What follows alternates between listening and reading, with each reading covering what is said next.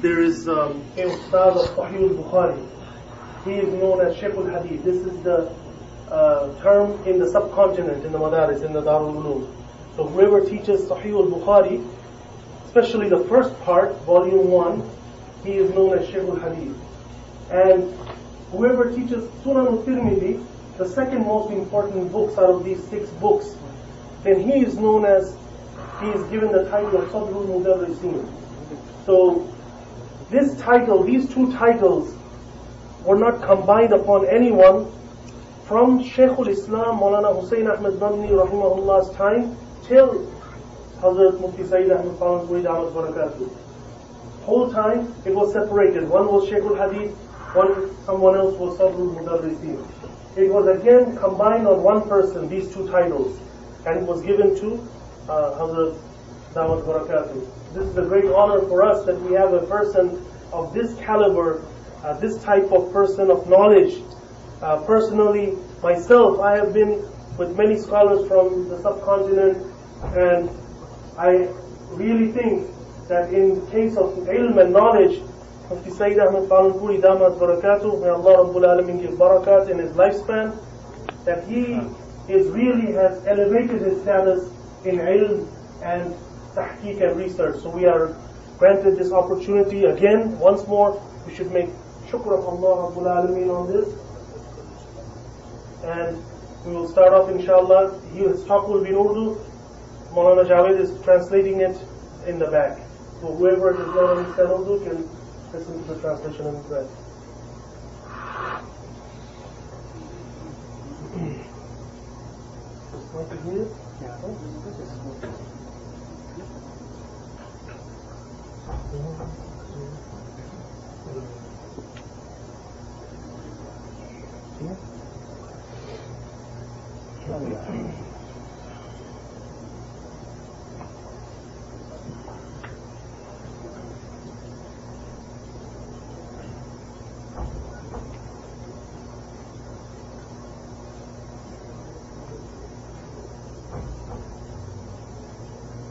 أعوذ بالله من الشيطان الرجيم. بسم الله الرحمن الرحيم. يا أيها النبي قل لأزواجك وبناتك ونساء المؤمنين يدنين عليهن من جلابيبهن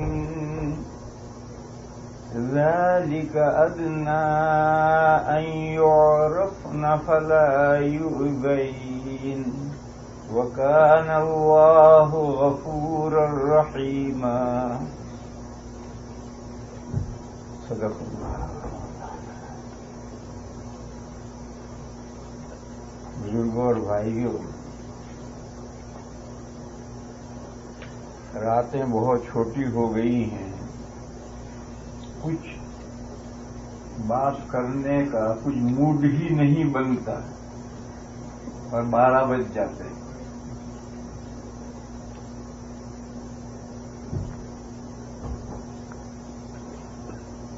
آج ہمارے حافظ صاحب نے سورہ احزاب میں یہ آیت کریمہ پڑھی. یہ آیت کریمہ حجاب کی آیت ہے. عام طور پر لوگوں کو غلط فہمی ہے. وہ یہ سمجھتے ہیں کہ حجاب کی آیت 18ویں پارے میں سورۃ النور میں ہے. یہ بہت بڑی غلط فہمی ہے. حجاب کی آیتیں یہاں ہیں، اور حجاب کی آیتیں شروع کہاں سے ہوئی ہیں؟ یا ایھا الذین آمنوا لا تدخلوا بیوت النبی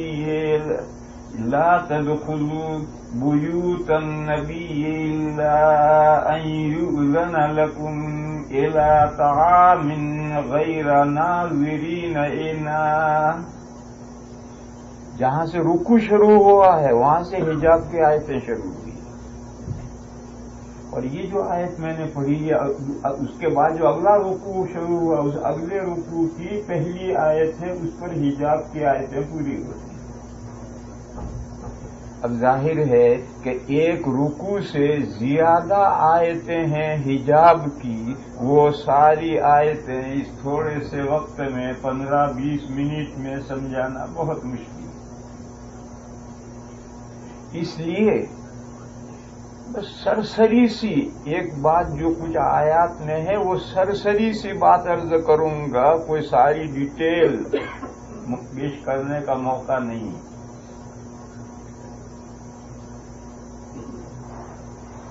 بات یہاں سے شروع کی، اے وہ لوگوں جو ایمان لائے ہو، نبی صلی اللہ تعالی علیہ وسلم کے گھروں میں داخل مت ہو جب تک تمہیں اجازت نہ دی جائے۔ تو جب نبی کے گھر میں کون ہے؟ نبی کے گھر میں ہماری روحانی مائیں ہیں۔ حضور کی جو ازواج ہیں وہ امت کی روحانی مائیں ہیں، امہات المومنین کہتے ہیں انہیں۔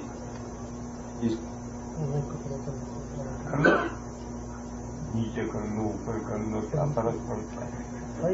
یہاں سے یہاں سے تو مڑو گے جب سیدھا ہوگا۔ لا الہ الا اللہ۔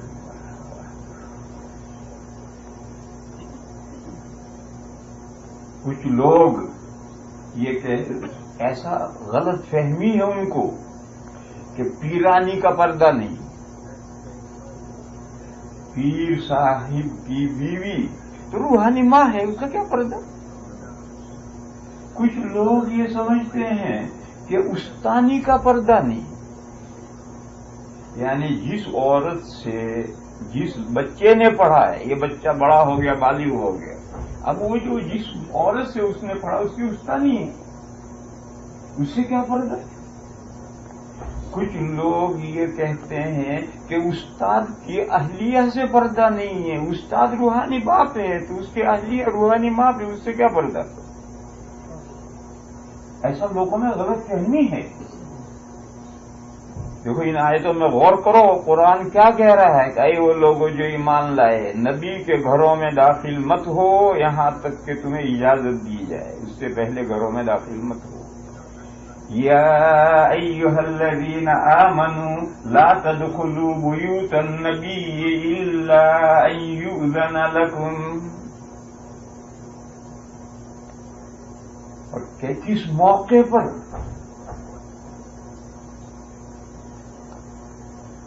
نبی کے یہاں سے دعوت، نبی کے یہاں دعوت ہے، مثلا ولیمہ ہے، ولیمے کی دعوت ہے اور انوائٹ کر لیا گیا ہے 25 آدمیوں کو، ان کو دعوت نامہ بھیج دیا گیا ہے۔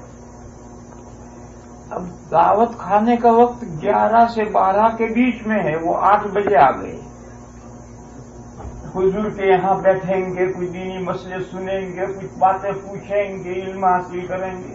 ارے 10 بجے تمہیں بلانے دعوت کھانے کی دی ہے، تم 9 بجے سے آ کر بیٹھ گئے، نبی کو گھر میں کام نہیں کرے گا، تمہارے ساتھ بیٹھا ہی رہے گا کیا؟ تو کہا یا ایھا الذین آمنوا لا تدخلوا بیوت النبی الا ان یؤذن لکم الی طعام غیر ناظرین اناہ، کھانے کی طرف ذرا حالے کہ تم اس کے پکنے کا انتظار کرنے والے ہو۔ کھانا 11 بجے پکے گا، 9 بجے جا کر بیٹھ گئے، کیوں آئے تھے؟ دعوت میں آئے۔ ارے بھائی دعوت 11 بجے کھانا پکے گا، کہاں پک جائے گا؟ ہم بیٹھے ہیں باتیں کریں گے، کھانا 11 بجے پک جائے گا۔ 2 چیزوں کی مہمان تھے، اس کی مثال بھی لے لو۔ ہم نیو یارک سے آئے، ہمارے دوست مولانا عرفان صاحب کے یہاں، ان کے یہاں دعوت تھی ہماری، ان کا رابطہ تھا، ان کے یہاں ہم نے اطلاع کر رکھی تھی، مگر جب ہم پہنچے تو یہ کہیں گئے تھے، راستے میں ان کی گاڑی خراب ہو گئی۔ اب ہم ان کے دروازے پر آ کر کھڑے ہو گئے، ہم مدعو ہیں، ہمارا ان کا ٹیلی فون سے رابطہ ہے، مگر جب ہم ان کے دروازے پر پہنچے تو گھر میں کوئی مرد نہیں ہے، عورتیں ہیں، اور مولانا کی گاڑی کہیں راستے میں خراب ہو گئی۔ گھر والوں نے کہا آ جاؤ، ہم نہیں گئے گھر میں، بار بار انہوں نے فون کر کے اندر سے کہا کہ اندر آ جاؤ. ہم نہیں گئے. مدرسے کا تالا کھلوایا, مدرسے میں بیٹھے, وہاں اثر پڑی, عیدکاری کی, پھر ان کے گھر گئے کہ بھئی اس گھر کے ہم مدعو تھے. بے شک مدعو ہیں, لیکن گھر میں مرد نہیں. لہذا ایسی صورت میں اگر عورتیں اجازت بھی دیں تو عورتوں کی اجازت کا اعتبار نہیں. مرد چاہیے اور وہ اجازت دے تو ہم گھر میں داخل ہوں. یہ مسئلہ ہے.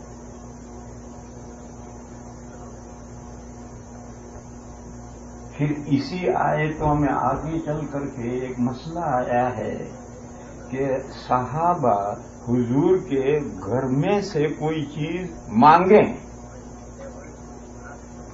تو قرآن نے کہا وَإِذَا سَأَلْتُمُوهُنَّ مَتَاعًا فَاسْأَلُوهُنَّ مِنْ وَرَاءِ حِجَابٍ.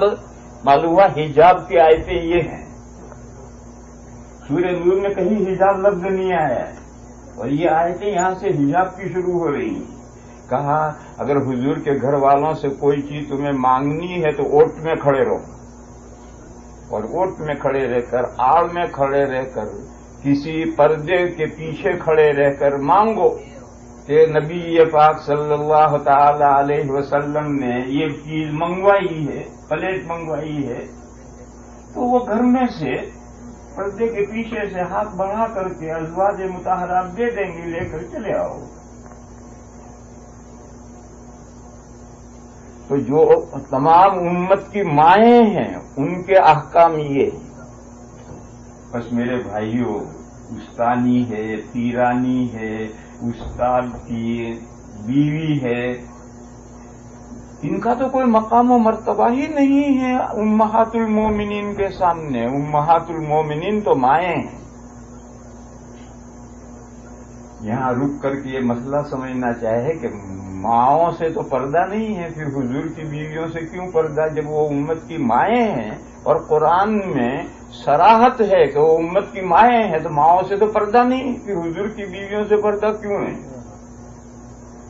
اس کا جواب یہ ہے کہ وہ مائیں ہیں دو باتوں میں. بس ایک رسپیکٹ ان کا امت کے ذمے, مومنین کے ذمے جیسے ماں کی کا رسپیکٹ اور خدمت واجب ہے, ایسی حضور کی ازواج کا رسپیکٹ اور خدمت امت کے ذمے واجب ہے. یہ تو اس مسئلے میں ماں ہے. دوسرا, جیسے ماں سے نکاح حرام ہے, حضور کی ازواج مطہرات سے امت کا نکاح حرام ہے. بس ان دو مسئلوں میں وہ امت کی مائیں ہیں. اور باقی مسائل میں عام امت کی جو خواتین ہیں ان کے مانند امہات المومنین کے احکام ہیں. جیسے یہ پردے کے احکام ہیں, ان میں جیسے مسلمانوں کے عام خواتین ہیں اسی کے مطابق حضور کے ازواج مطہرات کے احکام ہیں.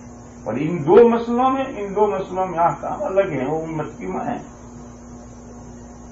ایک روایت ہے حضرت عائشہ صدیقہ رضی اللہ تعالی عنہا کی, ایک شاگردہ نے حضرت عائشہ کو یا امی کہہ کر پکارا, اے میری ماں.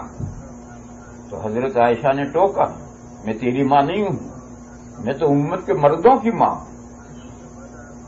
حضرت عائشہ نے اس کو ٹوکا کہ میں تیری ماں نہیں ہوں, میں تو امت کے مردوں کی ماں ہوں.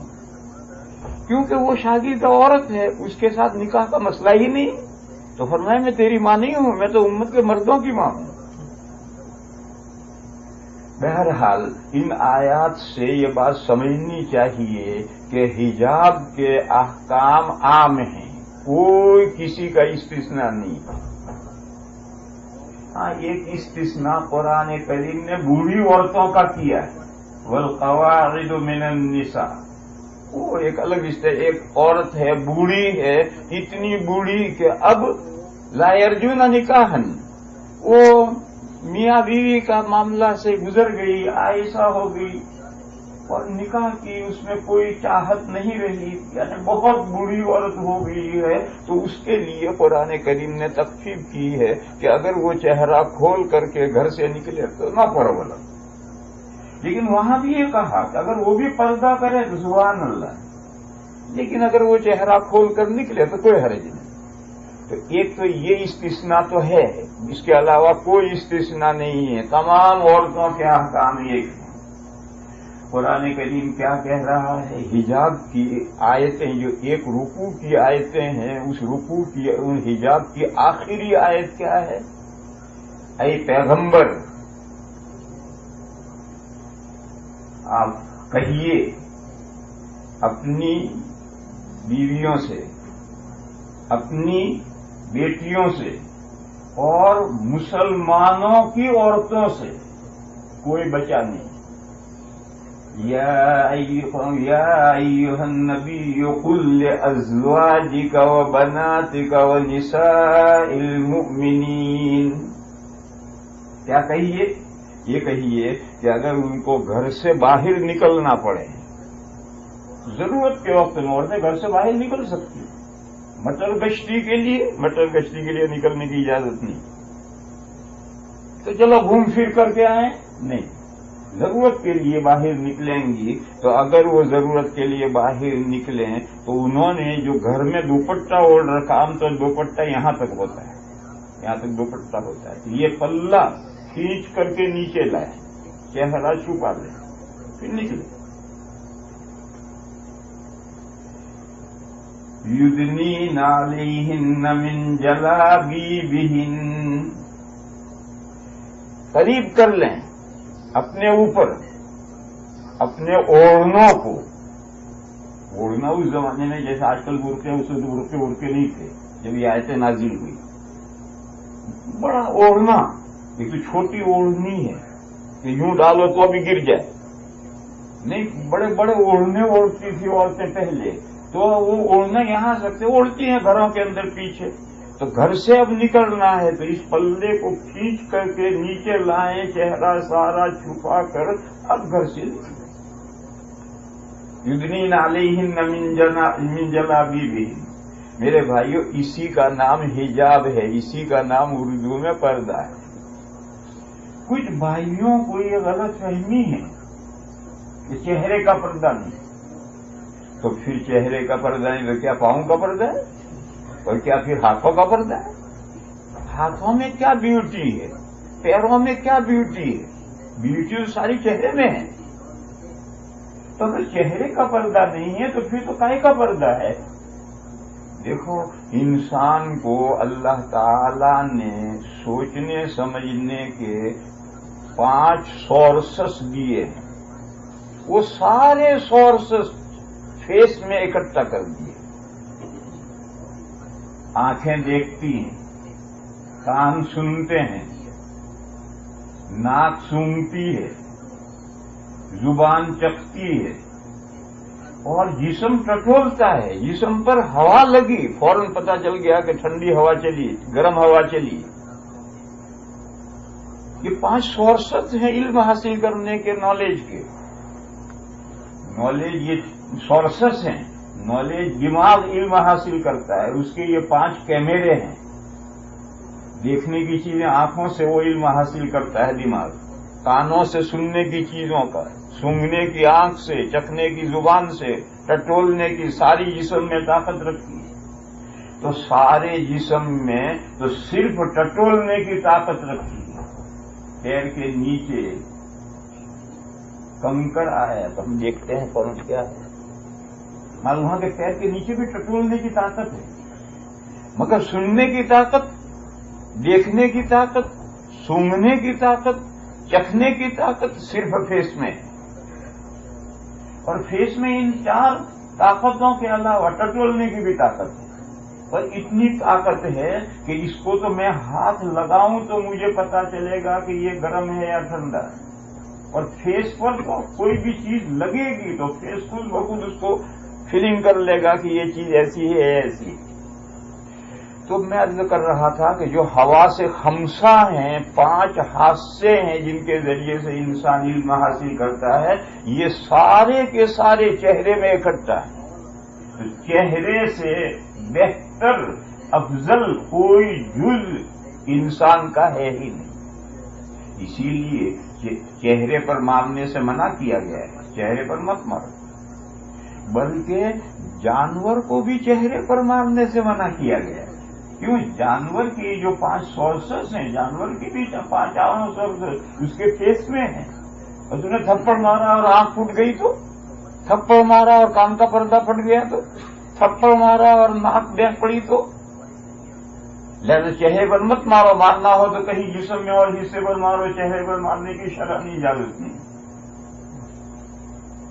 وہ اسی وجہ سے کہ یہ مجمع المحاسین ہے، چہرہ مجمع المحاسین ہے، پوری جسم کی ساری بیوٹی اس جگہ پر آ کر کے اکٹھا ہو رہی ہے۔ یہ سمبلی پوائنٹ ہے، یہاں سارے کی ساری حواس اکٹھا ہے۔ اور پھر ان میں سے خطرناک تو آنکھیں ہیں، لڑتی وہی ہیں۔ کانوں سے بھی عاشق ہوتے ہیں، کسی کی باتیں سن کر کانوں سے بھی لوگ عاشق ہوتے ہیں، ناک سے بھی عاشق ہوتے ہیں، خوشبو سن کر، ٹٹول کر، چکر بھی عاشق ہوتے ہیں۔ تم کو چکر کیسے عاشق ہوں گے؟ دیکھو ایک مسئلہ کتابوں میں لکھا ہے کہ اجنبی مرد کا بچا ہوا کھانا یا پانی عورت کے لیے یا پینا مکروہ ہے۔ کتابوں میں مسئلہ ہے کہ ایک اجنبی مرد نے کھایا بچا، پیا بچا، اجنبی عورت کے لیے اس کھانے کا اور اس پانی کا استعمال مکروہ ہے۔ کیوں؟ یہاں سے عشق پیدا ہو سکتا ہے، یہاں سے عشق پیدا ہو سکتا ہے، اس لیے مکروہ ہے۔ ہاں، بیٹھک میں مہمانوں نے کھایا اور بچا ہوا کھانا گھر میں چلا گیا، گھر والی عورتوں کو کچھ پتا نہیں کون سا کھانا کس کا بچا ہوا ہے، تو کوئی حرج نہیں، اسے عورتیں کھا سکتی ہیں۔ اس مسئلے کو کچھ لوگ غلط سمجھتے ہیں۔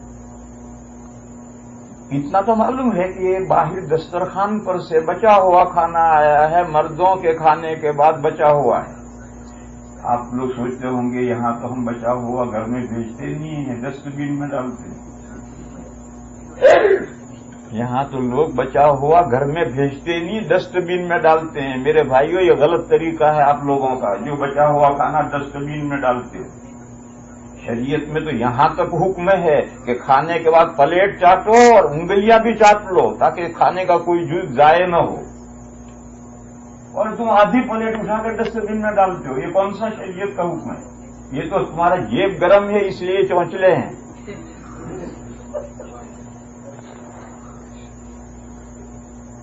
اصل تو یہ ہے کہ رزق کا دانہ دانہ بچانا ہے۔ حدیث میں ہے کہ پلیٹ چاٹو، تمہیں نہیں معلوم کہ کھانے کے کون سے جز میں برکت ہے، یعنی پلیٹ چاٹو، انگلیاں بھی چاٹو، اس کے ساتھ کوئی جز جانا نہیں چاہیے۔ تو جو اصل اسلام کا مسئلہ ہے اسے ذہن میں رکھو کہ دسترخوان پر کھانے کے بعد جو بچا ہوا کھانا گھر میں گیا ہے تو اتنا تو عورتیں جانتی ہیں کہ مردوں کا بچا ہوا ہے، لیکن کون سی پلیٹ میں کس مرد کا آیا ہے یہ عورتیں کچھ نہیں جانتی۔ لہذا یہ بچا ہوا کھانا گھر کی عورتیں بچے کھا سکتے ہیں۔ میں جو مسئلہ بتلا رہا ہوں، جو کتابوں میں لکھا ہے، وہ مسئلہ یہ ہے کہ پارٹیکولر مرد نے کھایا یا پیا بچا، اور عورت کو معلوم ہے کہ یہ فلاں مرد کا بچا ہوا کھانا یا پانی ہے، تو کتابوں میں لکھا ہے کہ اس کا کھانا پینا عورت کے لیے مکروہ ہے۔ کیوں؟ چکھنے سے بھی عشق پیدا ہوتا ہے، اور ٹٹولنے سے، ہاتھ لگنے سے تو عشق ہوتا ہی، ہاتھ لگنے سے عشق ہوتا ہے، چکھنے سے عشق ہوتا ہے، سونگھنے سے عشق ہوتا ہے، سننے سے عشق ہوتا ہے، اور سب سے تمام عشقوں کا مجموعہ آنکھیں لڑ کر کے عشق پیدا ہوتا ہے۔ لہذا سب سے اہم پردہ تو آنکھوں کا ہے، صرف چہرے کا نہیں ہے۔ اب تو ساری دنیا میں، وہ ساری دنیا کی عورتوں نے پردے میں آنکھیں تو کھول دی، عجیب طرح کا پر آنکھیں کھول رکھی ہیں، باقی چہرہ چھپا رکھا ہے۔ آنکھوں کا تو سب سے پہلے پردہ کرتا ہے، یہی تو سب سے پہلے لڑتی ہیں اور یہی تو فتنہ سامانی کرتی ہے۔ بہرحال اس آیت کریمہ کو غور کرو۔ اے پیغمبر، کہیے اپنی بیویوں سے، اپنی بیٹیوں سے اور مسلمانوں کی عورتوں سے کہ وہ اپنے چہروں پر اپنے اوڑھنے کا پلہ کھینچ کر نیچے لے آئیں اور چہرہ چھپا کر گھر سے نکلیں۔ یدنین علیہن من جلابیبہن، کیا فائدہ ہے اس حجاب کا؟ اس حجاب کا فائدہ یہ ہے کہ ہر آدمی یہ سمجھے گا کہ شریف عورت فلا یؤذین، کوئی ستائے گا نہیں اسے۔ اگر یہ عورت برقعے میں، باقاعدہ برقعے میں، آج کل کا فیشن والا برقع نہیں جس میں آنکھیں کھلی ہیں، آج کل کا جو فیشن کا برقع لڑکیوں نے نکالا ہے جس میں آنکھیں کھلی ہیں وہ نہیں، باقاعدہ اگر پردے میں، برقعے میں، حجاب میں ہے تو کوئی غلط نظر اس کی طرف نہیں اٹھائے گا، ہر آدمی سمجھے گا شریف عورت۔ اور چہرہ کھلا ہے تو ہر بد نظر چہرے کو دیکھے گا، اور آنکھیں کھلی ہیں تو ہر بد نگاہ آنکھیں سے آنکھیں لڑائے گا۔ تجربہ کر کے دیکھو تو چہرہ مکمل اس کا چھپا ہوا تو ہر آدمی سمجھے گا شریف عورت ہے، باپردہ عورت ہے، کوئی اس کی طرف نہیں دیکھے۔ تو فرمایا ذالک ادنیٰ ان یعرفن فلا یؤذین، یہ بات یعنی چہرے پر اوڑھنا، نیچے کر کے گھر سے باہر نکلنا، یہ قریب تر ہے اس بات سے کہ وہ پہچان لی جائیں کہ شریف عورت ہے، بس وہ نہ ستائی جائے، یعنی اس پر کوئی بری نگاہ نہ ڈالے۔ نہ ستائی جائے کا مطلب بری نگاہ نہ ڈالے، یہ جو بری نگاہ ڈالنا ہے یہ بھی در حقیقت ستانا ہے۔ ذَلِكَ أَدْنَىٰ أَن يُعْرَفْنَ فَلَا يُؤْذَيْنَ وَكَانَ اللَّهُ غَفُورًا رَحِيمًا۔ فرمایا کہ دیکھو اللہ بڑے بخشنے والے ہیں، بڑے مہربانی فرمانے والے ہیں، عورتوں سے کوتاہی اگر چھوٹی موٹی نادانستہ کوتاہی ہو جائے تو اللہ بخش دے، وہ غفور الرحیم ہے۔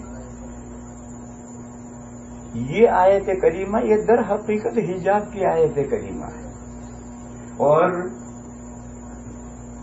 نبی پاک صلی اللہ تعالی علیہ وسلم کے زمانے سے لے کر آج تک امت انہی اس پورے رکوع میں جو آیتیں ہیں انہی آیتوں کو حجاب کہتی ہیں، اور سورہ نور میں جو آیتیں ہیں وہ سورہ نور کی آیتیں وہ پوری پڑھوں، اسے سمجھاؤں۔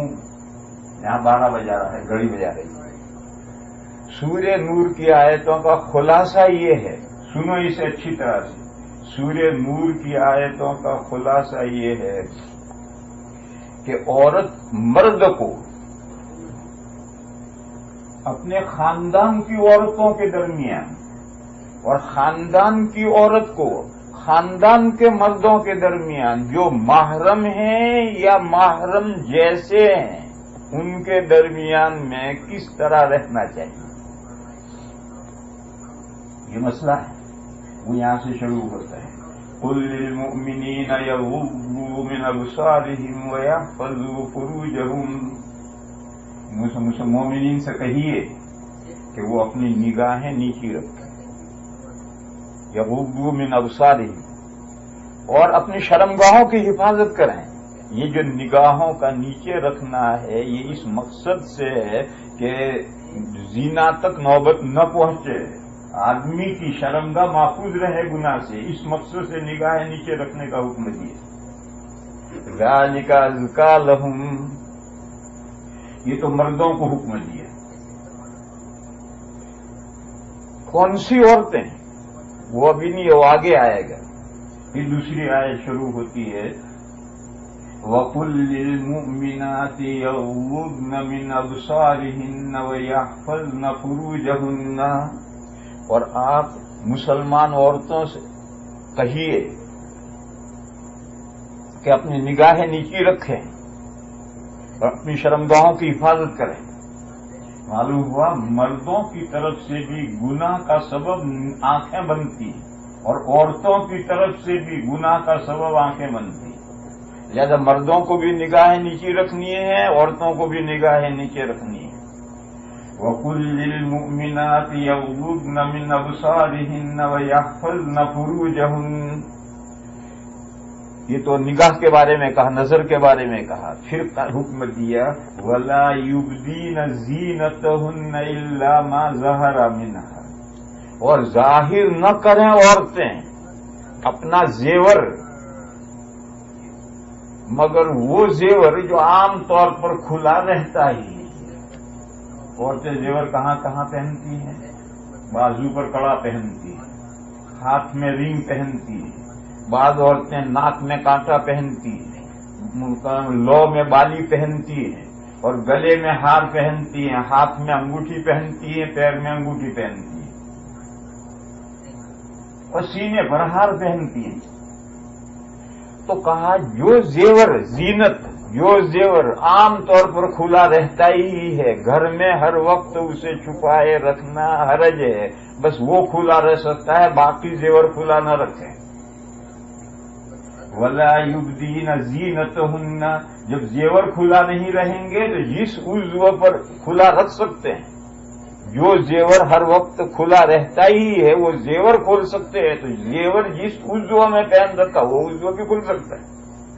وَلَا يُبْدِينَ زِينَتَهُنَّ إِلَّا مَا ظَهَرَ مِنْهَا، اچھا جو زیور چھپا ہوا ہے اور اس کو کھلا رکھنے کی کوئی ضرورت نہیں، جیسے گلے میں ہار پہن رکھا ہے، اس کو ظاہر کرنے کی کوئی ضرورت نہیں، ناک میں، کان میں، انگوٹھی میں، یہ تو کیسے چھپائے رہیں گے؟ ہر وقت گھر میں عورتیں کیسے چھپائے رہیں گے؟ لیکن سینے پر جو ہار پہنا ہوا ہے اس کو کھولنے کی کوئی ضرورت نہیں ہے، تو قرآن نے کہا وَلْيَضْرِبْنَ بِخُمُرِهِنَّ عَلَى جُيُوبِهِنَّ، اور چاہیے کہ وہ اپنے گریبان پر دوپٹہ ڈالے رہے، تو وہ گلے میں جو ہار پہن رکھا ہے وہ ظاہر نہیں ہوگا۔ وَقُلْ لِلْمُؤْمِنَاتِ يَغْضُضْنَ مِنْ أَبْصَارِهِنَّ وَيَحْفَظْنَ فُرُوجَهُنَّ وَلَا يُبْدِينَ زِينَتَهُنَّ إِلَّا مَا ظَهَرَ مِنْهَا وَلْيَضْرِبْنَ بِخُمُرِهِنَّ عَلَى جُيُوبِهِنَّ۔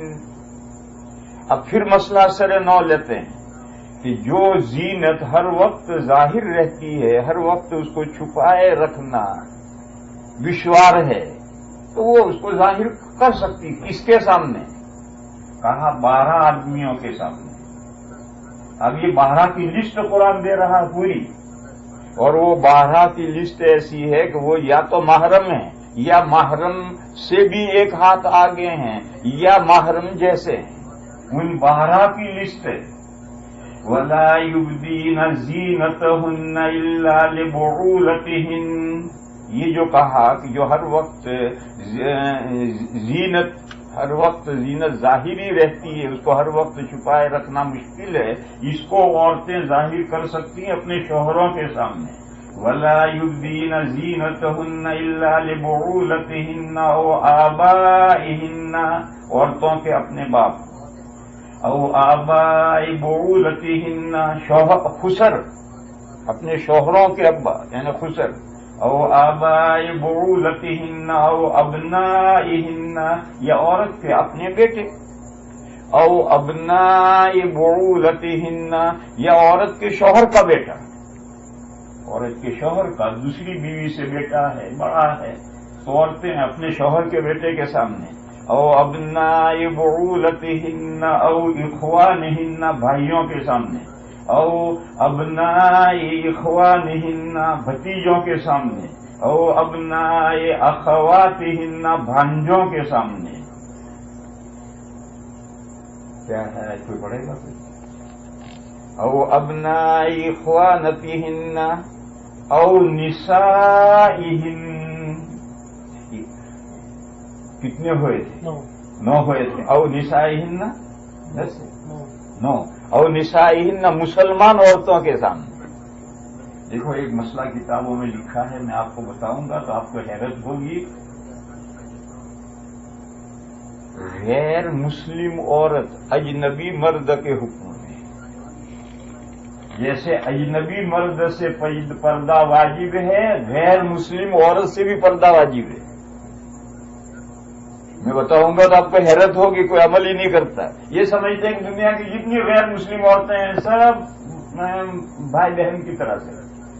ارے ایسا نہیں، اجنبی عورت سے پردہ واجب ہے، اس لیے قرآن میں 2 جگہ پر آیا ہے، ایک تو یہاں نسائہن ہے، اور یہ آج جو پارہ پڑھایا گیا ہے اس میں ازواج مطہرات کا مسئلہ ہے کہ وہ ان سے پردہ نہ کرے، اس میں نسائہن ہے کہ مسلمان عورتوں سے پردہ نہ کرے۔ بہرحال 90 نمبر پر ہے مسلمان عورتوں کے سامنے عورتیں زینت ظاہر کر سکتی ہیں. وما ملکت ایمانہن، اور وہ باندیاں جو عورتوں کی ملکیت میں ہیں وہ چاہے غیر مسلم ان کے سامنے زینت ظاہر ہو سکتی ہے. دیکھو غیر مسلم عورتیں اجنبی مردوں کی طرح ہے، لیکن غیر مسلم باندی ہو تو وہ اس کے سامنے پردہ ظاہر ہو سکتا ہے. او ما ملکت ایمانہن او الطفل الذین لم یظہروا علی عورات او التابعین غیر اولی الاربۃ. 11واں ہے کسی فیملی کے ساتھ ایک بڈھا رہتا ہے، وہ فیملی پہ کھاتا پیتا ہے، اس کا کوئی گھر بار نہیں ہے، اسی فیملی کا طفیلی ہے، اور اس میں عورتوں والی خواہش بالکل نہیں رہی، ایسا بڈھا ہو گیا.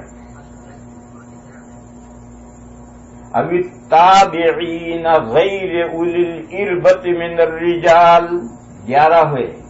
اب الطفل الذین لم یظہروا علی عورات النساء، یا ایسے بچے ہیں کہ جو بچے ابھی عورتوں کے راز کی باتیں نہیں جانتے، نسوانی باتوں کا ابھی ان بچوں کو کچھ پتہ ہی نہیں. ابھی الطفل الذین لم یظہروا علی عورات النساء، عورتوں کی جو ننگافے کی باتیں ہیں، راز کی باتیں ہیں، ناموس کی باتیں ہیں، پردے کی جو باتیں ہیں، ان بچوں سے ابھی وہ بچے واقف نہیں ہوئے. یہ ہیں 12، پوری لسٹ دی ہے قرآن کریم نے کہ یہ 12 ہیں. ان کے سامنے عورت وہ زینت جو ہر وقت کھلی رہتی ہی ہے اسے کھلا رکھ سکتے ہیں، اور جس کو کھلا رکھنا ضروری نہیں ہے، جیسے سینے پر ہار پہن رکھا ہے تو اس کا کھلا رکھنا ضروری نہیں ہے. تو پہلے کہا وَلْيَضْرِبْنَ بِخُمُورِهِنَّ عَلَى جُيُوبِهِنَّ، اپنے سینوں پر دوپٹے ڈالے رہیں تاکہ سینے پر جو ہار پڑا ہوا ہے وہ ظاہر نہ ہو.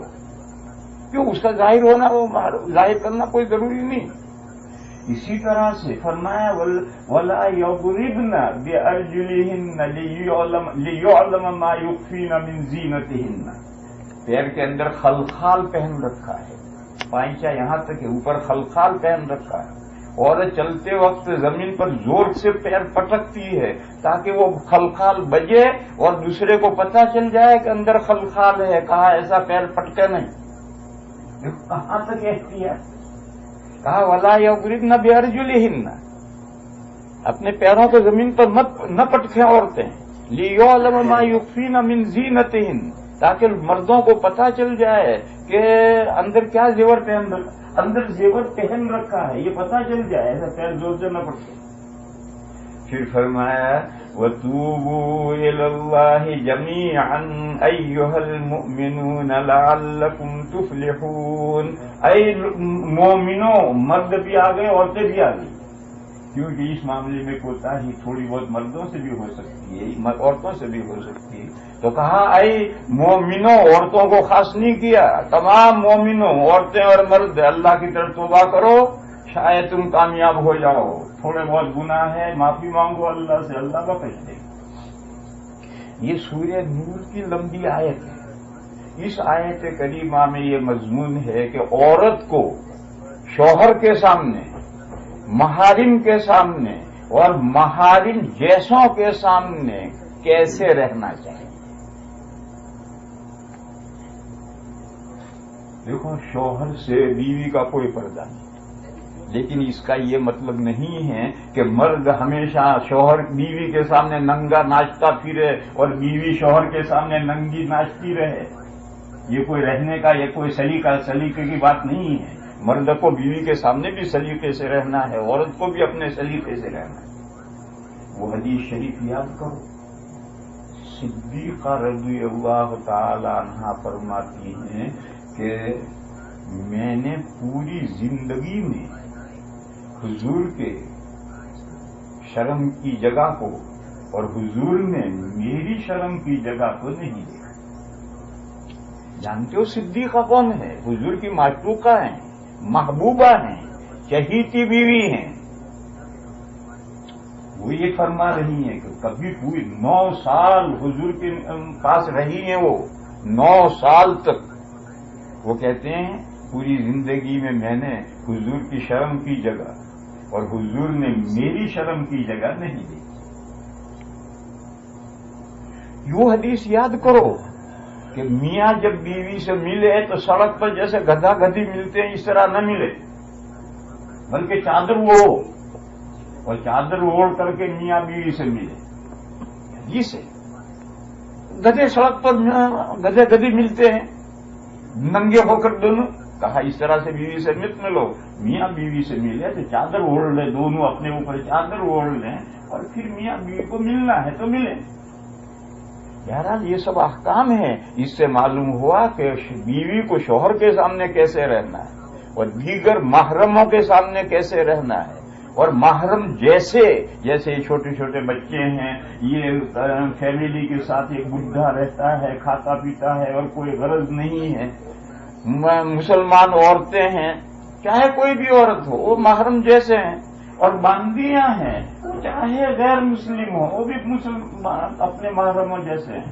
تو 12 کی پوری لسٹ ہے کہ یہ جو 12 شخص ہیں اس میں شوہر بھی ہے، محرم بھی ہیں، عورتیں بھی ہیں، محرم جیسے بھی ہیں. ان کے درمیان میں جب کوئی عورت رہے تو صرف وہ زیور اور وہ جسم کھلا رکھے گی جو عام طور پر کھلا رہتا ہی ہے، اس کو ہر وقت چھپانے میں پریشانی ہے. اور جس کے جس زینت اور زیور کے چھپانے میں پریشانی نہیں، اس کو چھپانا ہے. سینے پر دوپٹہ ڈالے رکھنا ہے، بیٹوں کے سامنے بھی، بھائیوں کے سامنے بھی، ابا کے سامنے بھی، خسر کے سامنے بھی. اور اگر ایسا عورتیں نہیں کریں گی تو وہ ہوگا جو ہم معاشرے میں سنتے ہیں کانوں سے کہ فلاں جگہ پر بھائی بہن میں ناجائز تعلق ہو گیا، فلاں جگہ پر بہو خسر میں ناجائز تعلق ہو گیا، فلاں جگہ پر چچا بھتیجے میں ناجائز تعلق ہو گیا. یہ سب قصے ہم سنتے رہتے ہیں. یہ جو ہم قصے سنتے ہیں وہ سب قصے پیش آئیں گے اگر اس ہدایت پر عمل نہ کیا گیا ہے. اور اگر آپ اس ہدایت پر عمل کریں تو پھر انشاءاللہ وہ سارے فساد کے راستے بند ہو جائیں. تو مجھے میرے بھائیوں اس وقت کچھ لوگوں کا خیال یہ ہے کہ جو سورہ نور کی آیت ہے یہ حجاب کی آیت ہے، اور وہ کہتے ہیں کہ چہرہ کھل سکتا ہے، ہاتھ کھل سکتے ہیں، پیر کھل سکتے ہیں. ارے حجاب کی آیت یہ نہیں، یہ تو محرموں کے درمیان عورت کو کیسے رہنا ہے وہ طریقہ سکھلایا گیا ہے. اور حجاب کی آیت جو آج پڑھی گئی ہے اور پورا ایک رکوع اور ایک رکوع کے بعد اوپر اگلے رکوع کی ایک آیت، یہ پوری حجاب کی آیتیں ہیں. اور حجاب کی آیتوں میں چہرے ہی کو قرآن نے لیا ہے، باقی بدن تو عورت کا چھپا رہتا ہی ہے. لیکن جب عورت کو گھر میں رہنا ہے تو چہرہ نہیں چھپانا ہے، لیکن کسی ضرورت سے گھر سے نکلنا ہے تو چہرے کو چھپا کر نکلنا. اب رہ گئے گٹوں تک ہاتھ، ٹخنوں تک پیر، ان کا کیا حکم ہے؟ عورت گھر سے نکلے تو چھپا کر نکلے یا یہ کھلے رہ سکتے ہیں؟ قرآن نے اس سے تعارض نہیں کیا. بس اگر کوئی عورت دستانے پہن کر پیر میں موزے پہن کر نکلتی ہے تو واہ واہ واہ واہ واہ واہ. اور اگر کوئی کھلے ہاتھ رکھ کر کھلے پیر رکھ کر نکلتی ہے تو نہ پرواہ. لیکن چہرہ کھول کر نکلتی ہے تو حجاب ہی ختم. آخر دعوانا الحمدللہ. ہاں بھائی سوال ہے، لاؤ سوال کیا ہے سمجھ کر بولو، ان سے سنو اور سمجھ کر لاؤ میرے پاس. کیا ان کا ایک سوال تصوف کے بارے میں بھی ہے. ایک سوال یہ ہے کہ یہاں امریکہ میں اور کچھ جو عربی بولتے ہیں ان لوگوں میں یہ مشہور ہے کہ نقاب کا لفظ چہرے کے لیے ہے اور حجاب کا لفظ سر کے لیے ہے. نقاب کا لفظ تو قرآن حدیث میں آیا ہی نہیں. کہ نقاب کا لفظ تو قرآن میں کہیں آیا ہی نہیں. حجاب ہی کا لفظ آیا ہے اسی رکن میں وَإِذَا سَأَلْتُمُوهُنَّ مَتَاعًا فَاسْأَلُوهُنَّ مِنْ وَرَاءِ حِجَابٍ. حجاب ہی کا لفظ آیا ہے، نقاب کا لفظ کہاں سے آیا؟ قرآن میں تو نقاب کا لفظ کہیں ہے ہی. عامہ میں کیا ہوتا ہوگا؟ مسئلے سے بہت گفتگو کریں تو قرآن و حدیث کے الفاظ سے گفتگو کریں. ان کا سوال آپ حضرات نہیں سمجھے. یہ کہتے ہیں کہ کچھ حضرات عرب حضرات یہ کہہ رہے ہیں کہ دو لفظ الگ الگ ہیں، ایک نقاب لفظ ہے، ایک حجاب لفظ ہے۔ برقع اوڑھ کر جو آگے چھوڑتے ہیں یہ نقاب ہے۔ نقاب کا لفظ قرآن و حدیث میں کہیں نہیں آیا ہے، اور حجاب تو یہ ہے کہ پردہ ڈال دیا، ایک طرف عورت ہے دوسری طرف مرد ہے، یہ حجاب ہے۔ کچھ عرب بھائی یہ کہتے ہیں کہ چہرے کا حجاب نہیں، قرآن میں لفظ حجاب آیا ہے، اور حجاب کے کیا معنی؟ دروازے پر پردہ چھوڑ دو، عورت گھر میں، آدمی باہر ہے، یہ بیچ میں حجاب لٹک رہا، یہ حجاب ہے۔ اور نقاب ہے چہرے پر جو ڈالتے ہیں وہ نقاب ہے۔ تو وہ کہتے ہیں کہ عورتوں کے لیے حجاب کا لفظ آیا ہی نہیں۔ چلو نہیں آیا حجاب کا، نقاب کا لفظ آیا، نقاب کا لفظ بھی کہیں نہیں آیا۔ وہ کہتے ہیں عورتوں کے لیے نقاب کا لفظ آیا ہی نہیں، حجاب کا لفظ آیا ہے۔ اور نقاب تو چہرے پر ڈالنے کا نام ہے، تو لفظ آیا ہی نہیں۔ اور حجاب کے لیے حجاب نے پردہ، تو یہ حجاب کا لفظ آیا۔ ارے حجاب کا لفظ نہیں، یہ جو ہے یدنین علیہن من جلابیبہن، جو دوپٹہ اوڑھنا اوڑھ رکھا ہے اسے نیچے سرکا دیں، نیچے لے آئیں، یہ یدنینا ہے، لفظ ہے یدنینا۔ نقاب اور حجاب کو گولی مارو یہ لفظ ہے۔ اور اسی آیتوں میں جو حجاب کی آیتیں ہیں اس میں اوپر آیا ہے لفظ، اور وہاں حجاب کے معنی بھی یہی ہیں کہ پردے کی اوٹ میں باہر کھڑے رہیں، اور باہر کھڑے رہ کر گھر میں سے جو چیز مانگنی ہو مانگے۔ اس لفظ سے استدلال نہیں ہے، یدنینا سے۔ اور نقاب کا لفظ تو قرآن میں کہیں آیا ہی نہیں۔ ہاں ایک حدیث میں آیا ہے، احرام میں عورتیں کیا کیا کپڑے پہن سکتی ہیں، تو وہاں حضرت ابن عمر کا قول ہے، وہ بھی حدیث مرفوع کا لفظ نہیں ہے، وَلَا تَنْتَقِبُ الْمَرْأَةُ الْمُحْرِمَةُ، جس عورت نے احرام باندھ رکھا ہے وہ اپنے چہرے پر نقاب نہ ڈالے۔ وہاں تنتقب یہ لفظ آیا ہے، قرآن میں نقاب لفظ کہیں نہیں آیا ہے، صرف اس حدیث میں لفظ نقاب آیا ہے دوسری جگہ پر۔ خیر مجھے کہنا یہ ہے کہ ان کا یہ کہنا کہ حجاب پردے کا نام ہے، ایک طرف مرد ہے ایک طرف عورت ہے، بیچ میں پردہ لٹک رہا، یہ حجاب ہے، ٹھیک ہے، صحیح کہتے ہو۔ اور نقاب چہرے پر جو ڈالتے ہیں اس کا تو قرآن میں ذکر ہے ہی نہیں۔ وہ کہتے ہیں عرب کہتے ہیں کہ نقاب کا تو ذکر ہے ہی نہیں۔ میں نے کہا کہ نقاب کو چھوڑو، یدنین علیہن من جلابیبہن سے استدلال کر رہے ہیں، اور یہ تو جو اوڑھنی اوڑھی ہے اسی کو کھینچ کر چہرے پر نیچے لانا ہے، یہی تو نقاب بن گیا۔ اور اے حدیث میں جہاں محرم عورت کا ذکر ہے وہاں یہ لفظ آیا ہے، وَلَا تَنْتَقِبُ الْمَرْأَةُ الْمُحْرِمَةُ، احرام کے حالت میں عورت چہرے پر نقاب نہ ڈالے، معلوم ہوا دوسرے وقت میں ڈالے گی۔ چلیے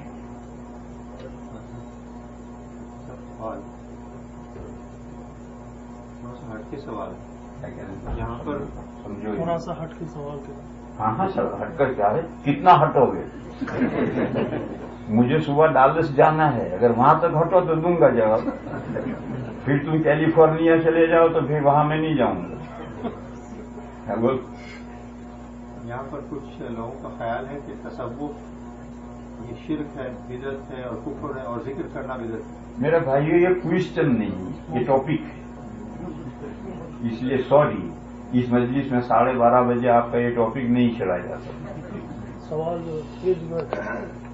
کوئی ایسا کوئسچن کوئی جو 2-3 منٹ میں جواب دے دوں۔ خون کے اوپر جو نام حرام موضوع سے بات کرتے ہیں اس کے بارے میں کیا ہے آج کل دنیا میں اس سلسلے میں قرآن میں ہدایت ہے۔ ایک صحابی حضور نے اگر گھر میں سے یہ چیز لیا ہو تو وہ باہر پردے کے اوٹ میں کھڑے رہ کر آواز دے کر کہیں گے، چیز مانگیں گے تو اندر سے جواب دینا ہے۔ تو قرآن نے حضور کی بیویوں کو یہ حکم دیا، وَلَا تَخْضَعْنَ بِالْقَوْلِ، نرم لہجے میں جواب نہ دیں، کرارے کڑک لہجے میں جواب دیں۔ فَلَا تَخْضَعْنَ بِالْقَوْلِ، مجبوری میں ہمارے یہاں ٹیلی فون ہے، اگر گھر میں کوئی بھی بچہ ہے، بچہ جواب دے گا، گھر کی عورتیں ٹیلی فون نہیں اٹھائیں، لیکن گھر میں کوئی بچہ نہیں ہے، مرد بھی نہیں ہے، بچہ بھی نہیں ہے، چھوٹا بچہ ہے، سمجھدار بچہ نہیں ہے، تو پھر عورتیں جواب دیں گے فون اٹھا کر کے، وہ کہیں گے کہ صاحب خانہ گھر میں نہیں ہے۔ یہ نہیں پوچھیں گے کہ تم کون ہو، تمہارے ابا کا نام کیا ہے، تمہارے دادا کا نام کیا ہے، تمہارے خاندان کا نام کیا ہے، پورا نسب نامہ نہیں پوچھیں گے، تمہیں کس سے ملنا ہے، تمہیں کیا بات کرنی ہے، عورت کو کیا لینا ہے؟ وہ فون اٹھا کر کہیں گے کہ صاحب خانہ گھر میں نہیں، اور وہ بھی کراری آواز میں، ایسا نہیں کہ سامنے والے کے دل میں کوئی بری نیت پیدا ہو۔ قرآن نے کہا فلا یہ حضور کی ازواج سے بات چیت کے بارے میں اصول قرآن دے رہا ہے، فلا یخضعن بالقول فیطمع الذی فی قلبہ مرض وقلن قولا معروفا۔ یہ کہا کہ نرم لہجے میں بات نہ کریں، ہو سکتا سامنے والا دل میں کوئی بدگمانی کرے، مگر نرم لہجے میں بات نہ کریں اس کا مطلب یہ نہیں ہے کہ ہتھوڑا ماریں، نہیں ہتھوڑا بھی ماریں نہ ماریں، وَقُلْنَا قَوْلًا مَعْرُوفًا، بھلے انداز سے بات کہیں، اٹھا کر کہہ دیا کہ صاحب خانہ گھر میں نہیں ہے، رکھ دیا، گھر والے گھر میں نہیں ہیں اور رکھ دیا، اس میں کیا ہتھوڑا مارنے والی بات ہے؟ لہذا ان کے سوال کا جواب پورا ہونا، لہذا اگر گھر میں فون آتا ہے تو سب سے پہلے تو کوئی مرد ہوگا وہ اٹھائے گا، اگر مرد گھر میں ہے تو عورتیں فون نہیں اٹھائیں گے۔ آج کل مصیبت یہ آ گئی ہے، کسی کو بھی فون کرو تو عورت اٹھاتی ہے، آپ کون ہیں، آپ کا کیا نسب نامہ ہے، پھر جب سارا پہچان لیتی ہیں تو اب وہ شوہر سے کہتی ہے لے عبداللہ تیرا فون ہے، وہ بڑوا بھی وہیں بیٹھا ہے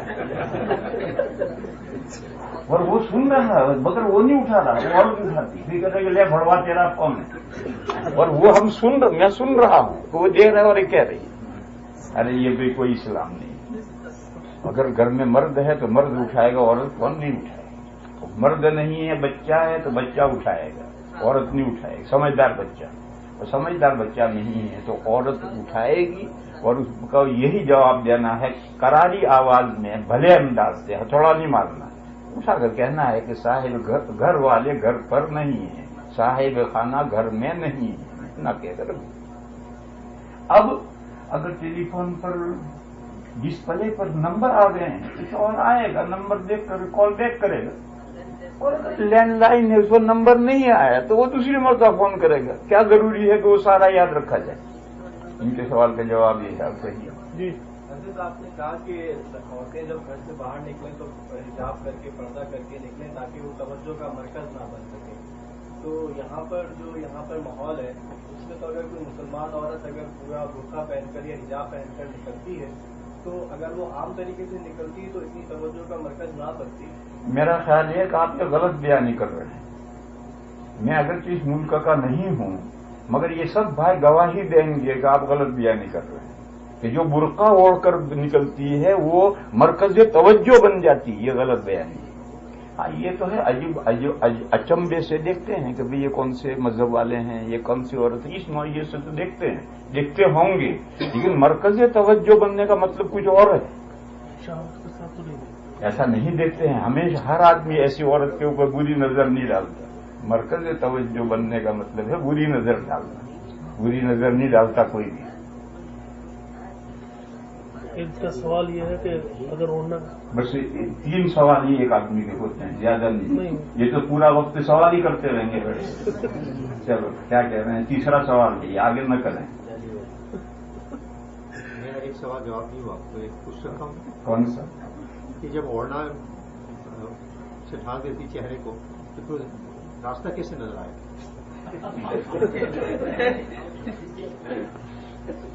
یہ سوال آپ کا ٹھیک ہے، مگر یہ سوال عورتیں کریں تو ٹھیک ہے، آپ کو کیا پریشانی ہے؟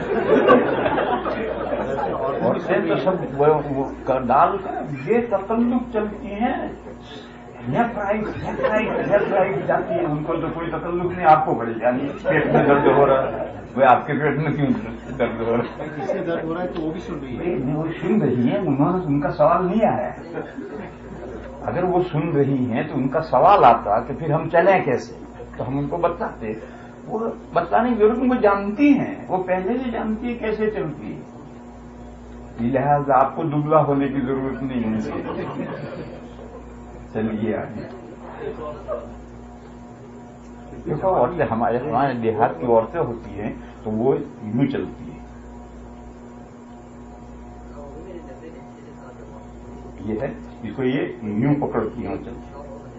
سب دکھتا ہے مجھے. چل اب مجھے وہاں 1 کلومیٹر تک دیکھنے کی کیا ضرورت ہے؟ میں چل رہا ہوں، میرے سامنے دکھ رہا ہے.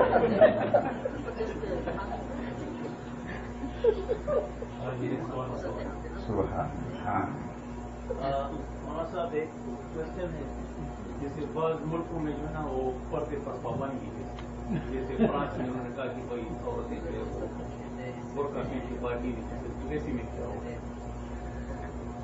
اب اگر میں جواب میں کہہ دوں کہ آپ وہ ملک چھوڑ دیجیے تو آپ چھوڑیں گے؟ ایسا سوال مت کرو. قرآن کہتا ہے یا ایھا الذین آمنوا لا تسألوا عن اشیاء ان تبد لکم تسؤکم. اے وہ لوگوں جو ایمان لائے ایسی باتیں مت پوچھو کہ اگر اس کا جواب تمہیں دیا جائے تو تمہیں برا لگے. ایسی باتیں مت پوچھو. اگر میں اس کا کھرا جواب دے دوں کہ وہ ملک چھوڑ دو تو تم چھوڑو گے؟ تو کیوں پوچھتے ہو ایسی بات؟ ذہنی عیاشی کیوں کرتے ہو جس وہاں حکموں پر عمل نہیں کرنا؟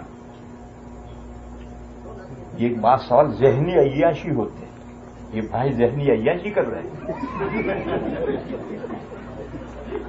ایسے سوال کرو جس پر عمل کر سکو اور عمل کرو. جن مجبوریوں والے سوال مجبوریوں کے تابع رکھو، اس سوال مت چھوڑو، ورنہ ہمیں کوئی پریشانی نہیں کھرا جواب دینے میں اور پھر تمہیں برا لگے گا.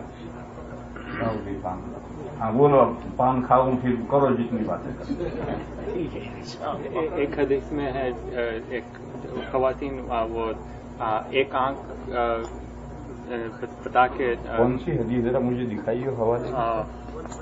یاد نہیں مجھے حوالے کے ساتھ الفاظ پڑھو، چاہے کتاب نہ دکھاؤ، مجھے الفاظ پڑھ کے دکھاؤ. وہ ایسی حدیث بتاؤ کون سی. They would look like a crow when they cover themselves and عربی الفاظ پڑھو نہیں in one eye. کرو کرو نہیں. They عربی would الفاظ expose پڑھ one کے eye. وہ حدیث مجھے سناؤ کیا حدیث ہے. ہم نے تو ایسی حدیث آج تک کہیں پڑھی نہیں. یہ بھائی ہے کوئی حدیث لایا ہے مجھے نہیں، واقعی مجھے نہیں معلوم. میں نے آج تک ایسی کوئی حدیث نہیں پڑھی. تم نے اگر پڑھی ہے تو یا تو حدیث کا حوالہ دو کتاب کو، نہیں تو الفاظ پڑھو تو میں سمجھ جاؤں گا کہ حدیث ہے یا نہیں. میں نے آج تک ایسی حدیث نہیں پڑھی.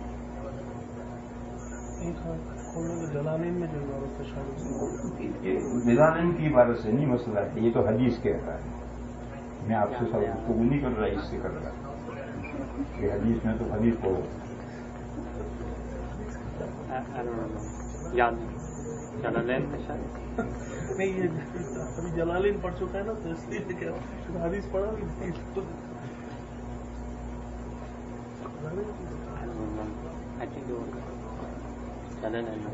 اور اگر یہ بھائی اکیلا ہوتا تو میں جواب دیتا، سب کے سامنے جواب نہیں دیتا. میں نے کہا تھا کہ آنکھیں لڑتی ہیں اور ایک آنکھ کھلی ہے تو کانی عورت ہے، وہاں کون سراشت ہو.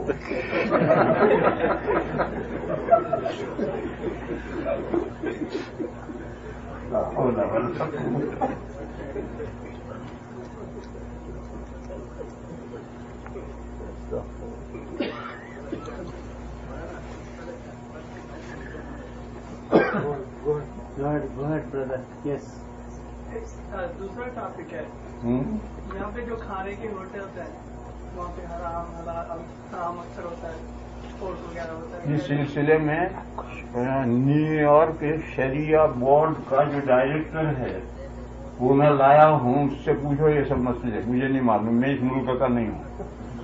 کہاں ہے مفتی العلمین؟ کہاں یہ بیٹھے؟ یہ نیو یارک شریعہ بورڈ کے ڈائریکٹر ہے. وہ اس ملک کے حلال حرام کے سب مسئلے چنا پھوڑے ہوئے ہیں ان سے پوچھو. میں دوسرے ملک کا وزیٹر ہوں، میں چند دن میں ایک ہفتہ ہوا کہاں کے مسئلے سے بتا دوں گا تمہیں. مجھ سے ایسے مسئلے نہیں پوچھنے کے. اور اس لیے ان کو ساتھ ساتھ لیے پھر رہا کہ ایسے مسئلے ہوں تو لے یہ رہے، ان سے لڑو. واقعی نہیں مجھے معلوم.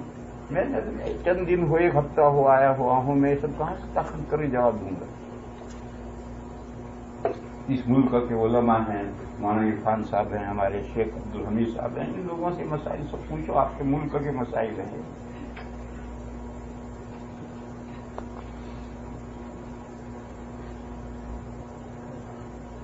और कोई सवाल? चले चले सवाल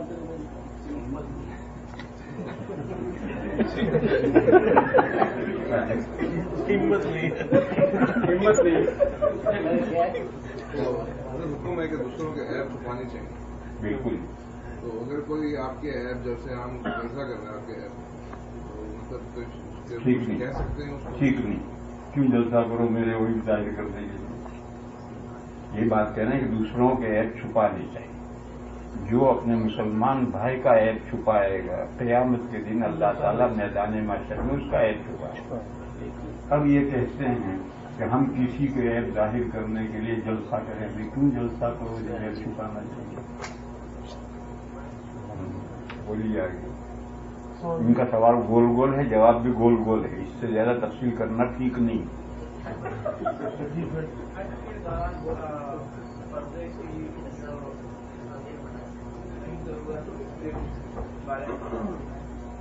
हज के दौरान पर्दा जरूरी है और चेहरा छुपाना जायज नहीं है।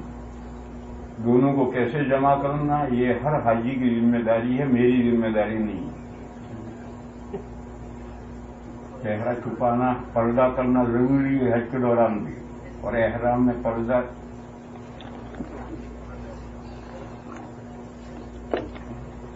एहराम में चेहरे पर निकाब डालना, चेहरा छुपाना जायज नहीं, और पर्दा एहराम में भी करना है। अब दोनों को कैसे जमा करना है ये हर हाजी की जिम्मेदारी है, मेरी जिम्मेदारी नहीं है। मुअल्लिमुल हुज्जाज ये किताब है, उसमें ये लिखा है कि औरत पहले सर पर हैट पहने, और हैट में यूं सज्जा होता है, और हैट पहनकर फिर उस पर बुर्का पहने, और बुर्के का निकाब यूं डाले तो जो सज्जा है उस सज्जे के आगे लटकेगा। ये मुअल्लिमुल हुज्जाज में लिखा है, मगर मुझे ये तो कुछ समझ में नहीं आया।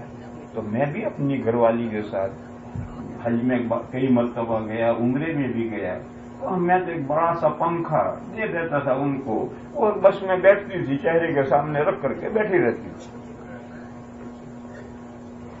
तो मैं तो इस तरह से हल करता था। आप जिस तरह चाहे हल करें, आपके हर हाजी की जिम्मेदारी है कि दोनों हुक्मों को जमा करना है।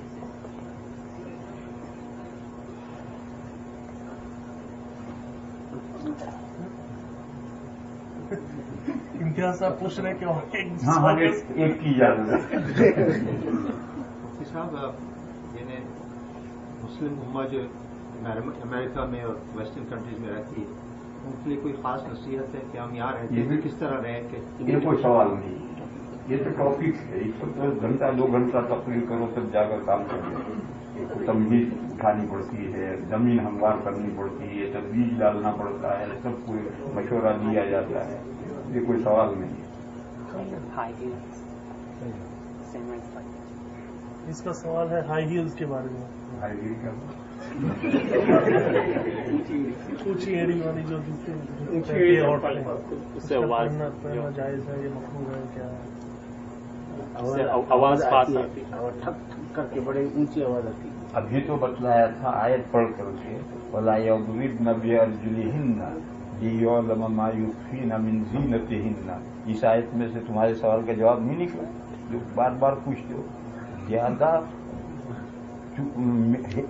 हिलाने से चिकनी हो जाता है, तो रोटी तोड़ करके खूब मलोगे तो चिकना होगा। चिकना नहीं करने का, थोड़ा थोड़ा मल लो और रोटी बिक जाए खा लो। तो आयत करीमा इसीलिए सुनाई थी तुम्हारे सवाल के जवाब में कि औरत को जब जोर से पैर पटकने की इजाजत नहीं है, ताकि कपड़े के अंदर जो जेवर है उसका पता चल जाए। तो ऊंची ओढ़ी वाले में जो कह रहे हैं खटखट होता है, मुझे नहीं मालूम खटखट होता है पटखट होता है, लेकिन ये कारी साहब के कहना है। हाँ, मतलब अगर ऐसा होता है तो इस आयत के तहत में नाजायज होता है। क्यों नहीं?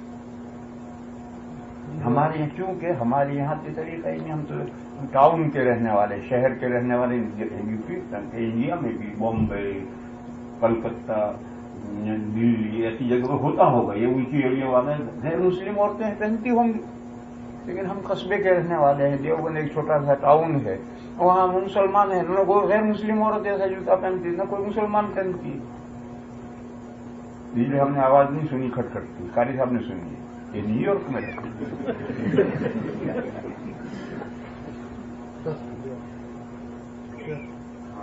اچھا، یہ اس کا سوال یہ کہہ رہا تھا کہ پچھلے سال جب آپ نے کچھ پڑھوایا تھا ہاتھ باندھنے کے بارے میں، جو تحت السرہ ہے حنفیہ کے، تو بہت نیچے نہ ہو، اس میں کچھ سوئی کے بارے میں آپ نے فرمایا. تو میں نے کہا تھا کہ اوپر سے تم لکڑی یا سوئی بڑھاؤ تو وہ ناک میں جانی چاہیے، بس ناک کے نیچے کا یہ مطلب، نیچے لٹکا دیے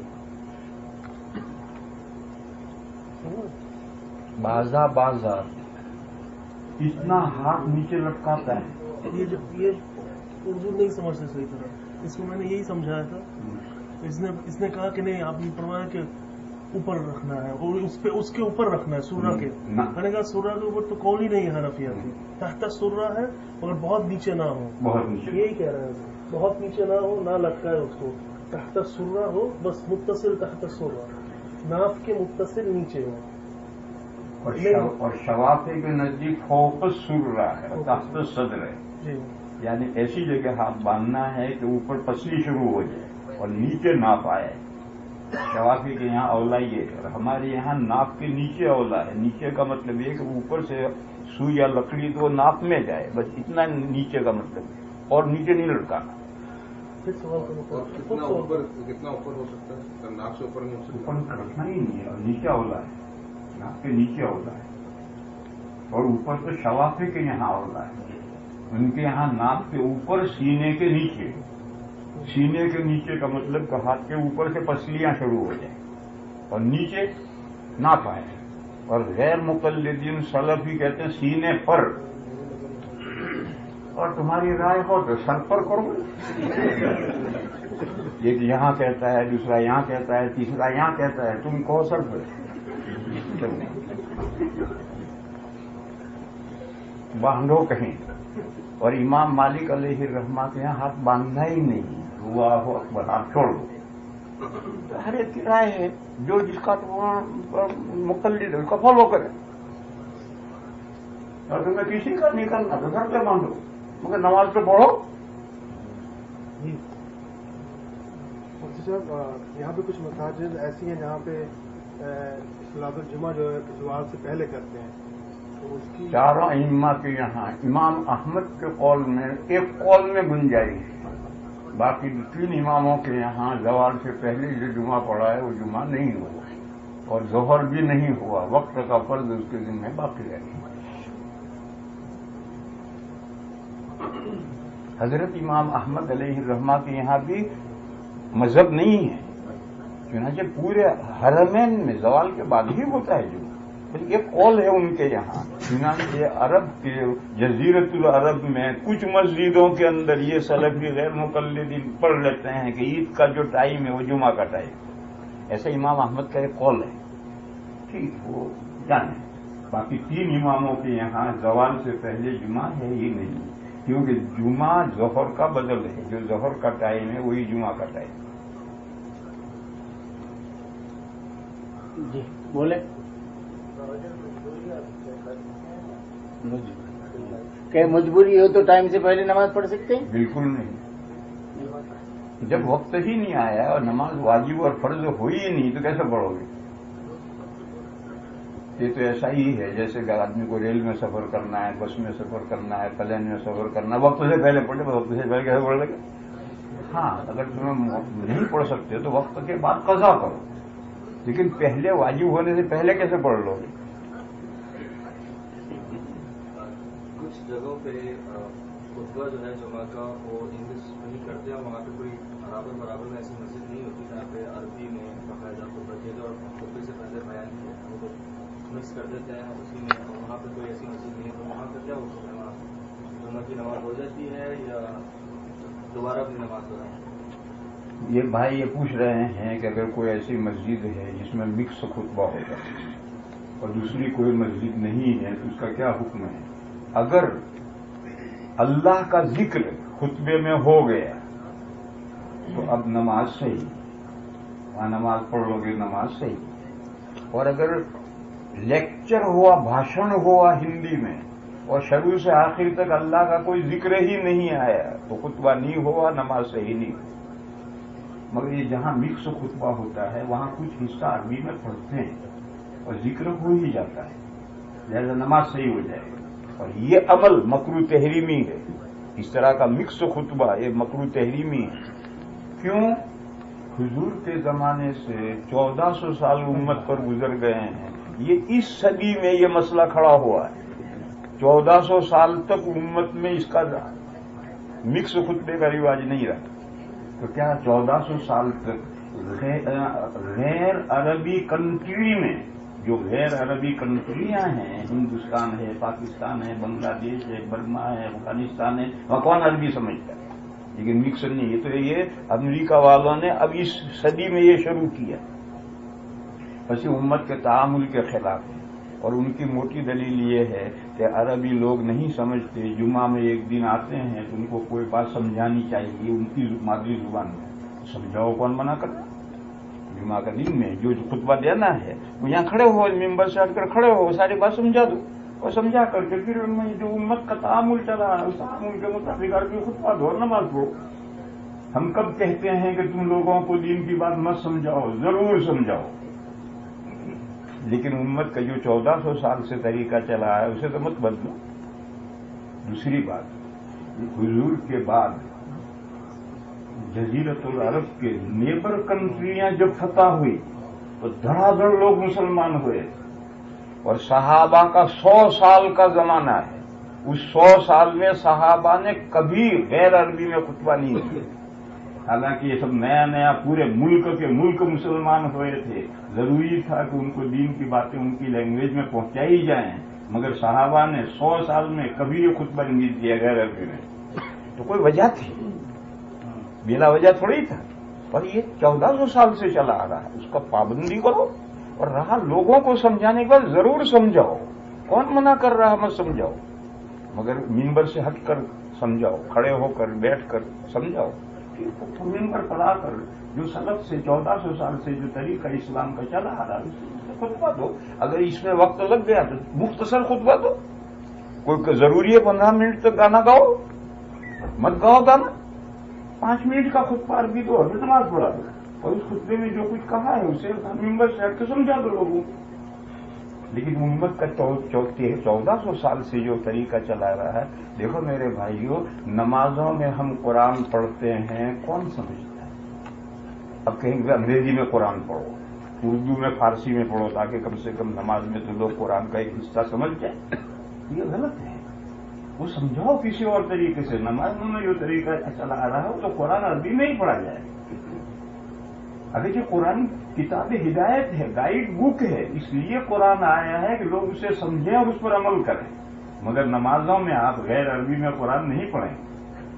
اور یہ بھی 1400 سال سے عربی میں جمعے کے خطبے آ رہے ہیں، یاد اس پر پابندی کرو، اور لوگوں کو سمجھانے کو کوئی منع نہیں کرتا ہے، ضرور سمجھاؤ، اور اس کی ضرورت ہو تو خطبہ عربی کا تھوڑا چھوٹا کر دو۔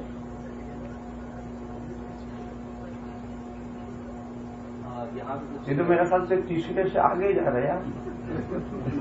چلو دوسرے وطر میں یہاں پہ کچھ جگہوں پہ جب جماعت کے ساتھ تراویح کے بعد وطر ہوتی ہے، کچھ جگہوں پہ 2 صبح سلام کہہ کے پھر 1 پڑھتے ہیں، یہاں پہ اور حرم، اس کے بعد پھر سوال یہ ہے کہ کیا وہ پڑھ سکتے ہیں، ہماری نماز ہو جاتی ہے؟ نہیں ہوتی، حنفی کی نماز نہیں ہوگی، 1 سلام سے وطر پڑھنے، اور 3 ائمہ، امام شافعی، امام مالک اور امام احمد رحمہم اللہ، ان کے یہاں 2 رکعتیں الگ سلام سے اور 1 رکعت الگ سلام سے پڑھنا افضل اور اولا ہے، بہتر ہے۔ حنفیہ کے 1 ہی سلام سے 3 پڑھنی ہے، اگر 2 سلام سے پڑھو گے اس کا وطر نہیں۔ دلیل نسائی شریف میں حضرت عائشہ صدیقہ رضی اللہ تعالی عنہا کی حدیث ہے کہ نبی پاک صلی اللہ تعالی علیہ وسلم وطروں کی 2 رکعتوں پر سلام نہیں پھیرا کرتے تھے۔ حنفیہ نے اس حدیث کے پیش نظر رکھا کہ تینوں 1 سلام سے پڑھنی ہے، اگر 2 پر سلام پھیرو گے تو وطر نہیں ہوگا۔ بس جو حنفی ہے وہ اپنے مسلک پر عمل کرے، وہ ائمہ ہیں ان کے ماننے والے اپنے مسلک پر عمل کریں۔ اور سنو، تقلید کسی کی نہیں ہے، اللہ رسول نے قرآن کریم میں اور حدیثوں میں جو کچھ فرمایا ہے اسی پر ساری امت عمل کرتی ہے۔ صرف 3 قسم کے مسائل میں تقلید ضروری ہوتی ہے اور تقلید کے بغیر کوئی چارہ نہیں ہے، اور وہ جو 3 قسم کے مسائل ہیں وہ فقہ کا 20% ہے، 80% میں قرآن و حدیث کا فالو ہے، کسی امام کا کوئی فالو نہیں۔ وہ 20% 3 قسم کے مسائل ہیں۔ ایک وہ مسائل ہیں جو قرآن میں تو 2 حکم ایسے کہ ان میں تعارض ہے، قرآن میں ایسا کوئی حکم نہیں ہے، لیکن حدیثوں میں ایسی حدیثیں ہیں کہ ایک حدیث یوں کہتی ہے، دوسری حدیث یوں کہتی ہے۔ پھر بعض حدیثوں میں تو اتفاق ہے کہ یہ حکم پہلے کا ہے، یہ حکم بعد کا ہے، تو نو پرابلم، پہلے کا حکم منسوخ ہے۔ جیسے حدیث میں ہے کہ آپ باوضو ہیں اور آگ پر پکی ہوئی کوئی بھی چیز کھائیں پئیں تو وضو ٹوٹ گئی آپ کی، دوبارہ وضو کرو نماز پڑھنے کے لیے، یہ حدیث اعلیٰ درجے کی صحیح ہے، مگر یہ پہلے دور کی حدیث ہے، بعد میں یہ حکم نہیں رہا۔ یا جیسے حدیث ہے کہ میاں بیوی ملے اور انزال نہیں ہوا تو غسل نہیں ہے، وضو کر لو اور وضو ڈالو، یہ حکم پہلے کا تھا، بعد میں دوسرا حکم آ گیا۔ لیکن کچھ حدیثیں ایسی ہیں کہ وہاں یہ فیصلہ کرنا کہ پہلے والا حکم یہ ہے یا یہ ہے، یہ فیصلہ کرنا اس میں اختلاف ہو گیا۔ جیسے نماز میں 3-4 جگہ نبی پاک صلی اللہ تعالی علیہ وسلم رفع یدین کرتے تھے، یہ بھی اعلیٰ درجے کی صحیح حدیث ہے۔ اور ایسی بھی حدیث ہیں کہ پوری نماز میں حضور کہیں رفع یدین نہیں کرتے، اور تکبیر تحریمہ میں جو رفع ہے وہ نماز میں نہیں ہے۔ دیکھو ہم نماز یوں شروع کرتے ہیں، اللہ اکبر، تو تکبیر پوری ہوگی تب تو نماز شروع ہوئی، تو یہ ہاتھ اٹھانا اور باندھنا یہ نماز سے باہر ہے، نماز میں کہیں رفع یدین نہیں ہے۔ ایسی بھی حدیثیں اب ظاہر ہے کہ یہ دونوں حکم ایک زمانے کے نہیں ہو سکتے، ایک حکم پہلے کا ہے، ایک بعد کا ہے۔ پہلے کا کون سا ہے، بعد کا کون سا ہے؟ 2 امام اعظم ابو حنیفہ اور امام مالک رحمہم اللہ، یہ 2 کہتے ہیں کہ پہلے رفع تھا، اور صرف 3-4 جگہ نہیں، جہاں نماز میں جہاں بھی چینجنگ ہے ہر جگہ تکبیر کے ساتھ رفع یدین، پھر آہستہ آہستہ پوری نماز میں سے رفع ختم۔ اور حضرت امام شافعی اور حضرت امام احمد رحمہم اللہ کہتے ہیں کہ نہیں، پہلے رفع نہیں تھا، بعد میں رفع بڑھا۔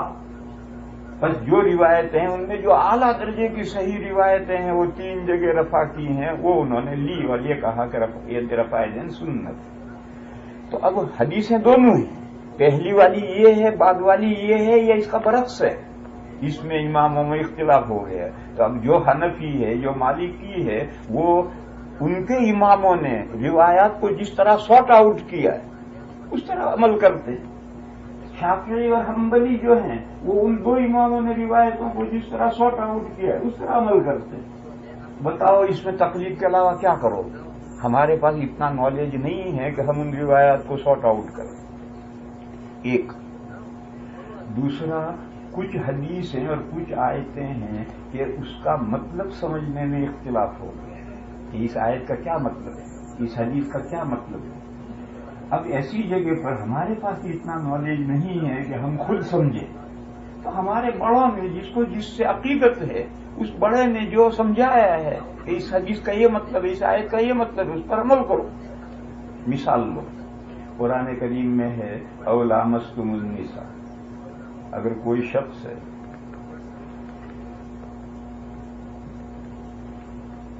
او جاء احد منکم من الغائط او لامستم النساء وان کنتم، آیتیں یہاں سے شروع ہو رہی، وان کنتم علی سفر، وہاں ابھی نہیں، وان کنتم جنبا فطہروا، یہ تو بات الگ کرو، او جاء احدکم من الغائط، او جاء وان کنتم علی سفر او جاء احد منكم من الغائط او لامستم النساء فلم تجدوا ماء، یہ کہا تم سفر میں اور پانی نہیں، یا تم لیٹرین سے آئے، باتھ روم سے آئے، واش روم میں سے آئے اور تمہیں پانی نہیں، یا لامستم النساء تم نے عورتوں کو ہاتھ لگائے اور پانی نہیں ہے تو تیمم کرو۔ اب لامستم النساء تم نے عورتوں کو ہاتھ لگائے، کیا مطلب ہے؟ حضرت امام ابو حنیفہ علیہ الرحمہ یہ فرماتے ہیں کہ انٹرکورس کیا، بیوی سے صحبت کی، اور صحبت میں جب فارغ ہونے کا وقت آتا ہے تو آدمی بیوی کو پکڑتا ہے اور بیوی شوہر کو پکڑتی اور دونوں فارغ ہوتے ہیں، یعنی صحبت کی اور صحبت اینڈ کو پہنچ گئی اور غسل واجب ہو گئی اور پانی نہیں تو تیمم کرو۔ امام ابو حنیفہ علیہ الرحمہ فرماتے ہیں اس آیت کا یہ مطلب ہے لامستم النساء، اور باقی تین امام کہتے ہیں کہ نہیں، تم باوضو ہو اور عورت کو ہاتھ لگائے تو وضو ٹوٹ گئی، پانی نہیں ہے تو تیمم کرو۔ اب لامستم النساء کا مطلب عورت کو ہاتھ لگائے یہ مطلب ہے یا عورت سے صحبت کی یہ مطلب ہے؟ ایک امام کہتا ہے یہ مطلب ہے، تین امام کہتے ہیں یہ مطلب ہے۔ چنانچہ تین اماموں کے نزدیک عورت کو ہاتھ لگانے سے وضو ٹوٹ جاتا، امام ابو حنیفہ کے نہیں ٹوٹتی۔ مسئلے میں اختلاف ہو گیا، امام ابو حنیفہ کے یہاں اگر کوئی باوضو ہے اور عورت کو ہاتھ لگائے تو وضو نہیں ٹوٹے گی، اور تین اماموں کیا ٹوٹ جائے گا۔ لندن میں میرا ایک دوست ہے، دوست نہیں میرا خادم ہے، میری خدمت کرتا ہے، مسجد کے پاس اس کا گھر ہے، اس کی بیوی بہت نیک ہے، کوئی بھی مہمان آئے فوراً چائے ناشتہ بھیجتی ہے۔ وہ بیوی کوکنی ہے اور شافعی ہے، اور شوہر مدراسی ہے اور حنفی ہے۔ تو ایک مرتبہ اس کی بیوی کا پرچہ ہے کہ آپ کا خادم فلاں نام لکھا اس نے کہ آپ کا فلاں خادم مجھے بہت پریشان کرتا ہے۔ کیا پریشان کرتا ہے؟ وہ کیا کرتا تھا؟ اب یہ وضو کر کے نماز پڑھنے کے لیے تیار ہوئی تو اس نے کہا ذرا خوش نصیب پانی پلائیے۔ اب وہ گلاس لے کر پانی لے کر آئے تو گال پر ہاتھ رکھ دیا، اب بیچاری عورت کا وضو ٹوٹ گیا۔ اب وضو پھر کرے، کبھی نماز پڑھ رہی اور باہر سے آیا اور ہاتھ رکھ دیا گال پر، اب بیچاری کا وضو ٹوٹ گیا۔ کہا مجھے بہت پریشان کرتا، تو میں نے اس کو بلایا کہ بھائی کیوں بدتمیزی کیوں کرتا ہے؟ اس نے کہا وہ مجھے پریشان کرتی۔ ارے تجھے کیا پریشان کرتی؟ کہنے لگے کہ وہ جھینگے لاتی اور پکا کر کے میرا منہ چڑا کر کھاتی، اور میں کہتا ہوں یہ حرام ہے مت لا کر، مگر نہیں مانتی۔ تو پھر میں نے اس کی بیوی کو بلایا، میں نے بٹھایا اور کمپرومائز کروایا کہ دیکھ تجھے اس گھر میں جھینگے نہیں لانے، تجھے کھانے کا شوق ہو اپنی کسی سہیلی کے جا کر کھا لے، اور اسے کہا دیکھ تیرے اس کا وضو نہیں توڑ دوں۔ تو بہرحال اماموں کا اختلاف ہے، تو اب اس آیت کا کیا مطلب ہے؟ یا حدیث کی مثال دو، حضور نے فرمایا تہجد گزار بندوں سے کہ صلاۃ اللیل مثنی مثنی، تہجد پڑھو تو 4 کی نیت مت باندھو، 2 کی نیت باندھو، کیونکہ صحابہ لمبے تہجد پڑھتے تھے حضور کی طرح، تو 4 کی نیت باندھو گے تو تھک جاؤ گے، 2 پر سلام کرو یا ٹانگیں لمبی کرو، تھرمس میں چائے وائے کو پی لو، پھر اگلی نیت کو باندھو، بیڑی مت پیجیے۔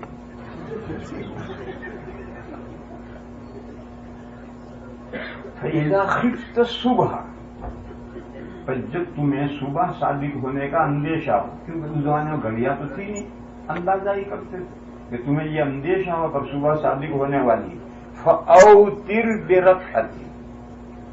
اب اوتر برکعت کا مطلب امام ابو حنیفہ یہ فرماتے ہیں کہ اب 2 کی نیت مت باندھو، 3 کی نیت باندھو، اور 1 رکعت کے ساتھ 2 جو ہیں ان کو وتر ٹاک بناؤ۔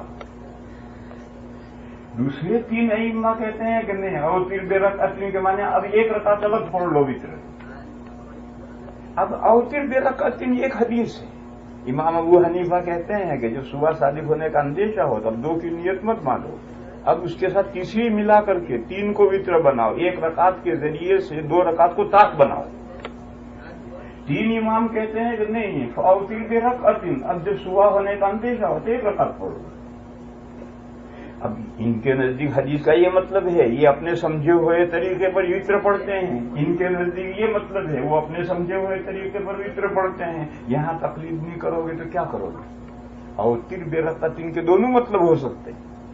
امام ابو حنیفہ کہتے وہ مطلب بھی ہو سکتا ہے، تین امام کہتے وہ بھی مطلب ہو سکتا ہے، عربی کے اعتبار سے دونوں مطلب ہو سکتے ہیں. پھر ہم کیا کریں گے؟ جس سے عقیدت ہو اس کے مطابق عمل کرو. یہاں تقلید کے علاوہ چارہ کیا ہے؟ تیسرا، کچھ مسائل تو قرآن و حدیث کی ظاہری سطح پر ہیں اور کچھ ڈیپ میں ہیں، وہ استنباطی مسائل کہلاتے ہیں. وہ جو ڈیپ میں ہے استنباطی مسائل، ان میں کبھی اختلاف ہو جاتا ہے. جیسے سورہ مائدہ میں آیت وضو ہے، ساری دنیا کے مسلمان اسی طرح وضو کرتے ہیں، کیونکہ حنفیوں کی وضو الگ ہوگی، شافعی کی وضو الگ ہوگی، مالکی کی وضو. ایسا نہیں ہے میرے بھائیو، سب قرآن میں سورہ مائدہ میں جو آیت وضو ہے اسی طرح سے وضو کرتے ہیں. مگر 5 مسئلوں میں اختلاف ہو گیا. وہ اس آیت میں ظاہر میں نہیں ہے، وہ ڈیپ میں ہے. پہلا مسئلہ یہ ہے کہ وضو میں اور غسل میں نیت ضروری ہے یا نہیں. امام شافعی علیہ الرحمہ فرماتے نیت فرض ہے، اگر نیت نہیں کی وضو نہیں ہوئی. اس کی مثال شاذ و نادر، ایک آدمی حل چلا رہا ہے اور بارش ہوئی، سارا بک گیا. اب نماز کا وقت ہوا، وہ حل کھڑا کر کے نماز پڑھنے آئے تو وضو کرنی ہے یا وہ جو بھیگ گیا پورا وضو ہو گئی؟ امام شافعی علیہ الرحمہ فرماتے وضو نہیں ہوئی، اس نے نیت کہاں کی؟ دوسرے 3 امام کہتے ہیں نیت ضروری نہیں ہے، وضو ہو گئی اس کی. تو وضو میں نیت ضروری ہے یا نہیں؟ یہ آیت میں کہاں ہے؟ ڈیپ میں. پھر وہ آیت میں جو 4 اعضاء کی ترتیب ہے کہ چہرہ دو، پھر ہاتھ دو، پھر مسح کرو، پھر پیر دو، یہ ترتیب واجب ہے یا نہیں؟ امام شافعی علیہ الرحمہ فرماتے ہیں واجب ہے، اس کے خلاف وضو کرو گے وضو نہیں ہوگا. دوسرے 3 امام کہتے ہیں کہ نہیں، ایک آدمی نے پہلے پیر دھو لیے اور پھر چہرہ ہاتھ دھو کر مسح کر لیا، وضو ہو گئی. ترتیب سنت ہے، واجب نہیں. مگر امام شافعی علیہ الرحمہ کہتے ہیں فرماتے ہیں فرض ہے. تیسرا یہ ہے کہ آیت میں ہے کہ کوہنیوں تک اور ٹخنوں تک ہاتھ اور پیر دھو. تک کا کیا مطلب ہے؟ کوہنیاں دھونی یا نہیں دھونی؟ ٹخنے دھونے یا نہیں دھونے؟ امام ظفر کہتے ہیں نہیں دھونے. امام ظفر ایک امام ہے، وہ کہتے ہیں نہیں دھونے. اور 4 امام کہتے ہیں نہیں، کوہنیاں بھی دھونی ہے، ٹخنے بھی دھونے. اب یہ تک میں اختلاف ہو گیا. تیسرا مسئلہ یہ ہے کہ چوتھا مسئلہ یہ ہے کہ سر پہ مسح کرو. وَامْسَحُوا بِرُؤُوسِكُمْ، اس میں با آئی. اب یہ بات زائد ہے یا تبعیضیہ ہے؟ امام مالک کہتے ہیں زائد ہے، پورے سر کا مسح ضروری ہے، اگر ایک بال بھی رہ گیا وضو نہیں ہوئی. اور باقی 3 امام کہتے ہیں کہ نہیں، یہ بات تبعیضیہ ہے، بعض سر کا مسح کرو، پورے سر کا مسح ضروری نہیں. پھر حضرت امام شافعی علیہ الرحمہ فرماتے ہیں کہ 2-3 بال کا مسح کافی. اور امام ابو حنیفہ اور امام احمد کہتے نہیں، چوتھائی سر کا مسح کرنا ضروری. اب یہ با زائدہ ہے، با تبعیضیہ ہے، اس آیت میں کچھ نہیں ہے، یہ تو سمجھنا ہے. تو یہ چوتھا مسئلہ ہے. 5واں مسئلہ موالات پہ بپے وضو کرنا، یعنی چہرہ دھو کر فارغ ہوئے، ٹیلی فون کی گھنٹی بجی اور لے کر بیٹھ گیا، 1.25 گھنٹہ باتیں کرتا رہا، پھر گرک کر کے اب آگے ہاتھ دھوئے، چہرہ تو خشک ہو گیا. امام مالک کہتے ہیں موالات فرض ہے، ایک وضو خشک ہو اس سے پہلے اگلا وضو دو. باقی 3 امام کہتے ہیں کہ نہیں، موالات فرض نہیں ہے، درمیان میں اگر حدث پیش نہیں آیا تو آپ آگے وضو کر لیں، جو چہرہ دھل گیا وہ دھل گئے. اب یہ آیت میں کہاں ہے؟ یہ 5 مسئلے استنباطی ہیں، یعنی آیت میں ڈیپ میں جا کر نکلیں گے اور ان میں اختلافات ہو گئے ہیں.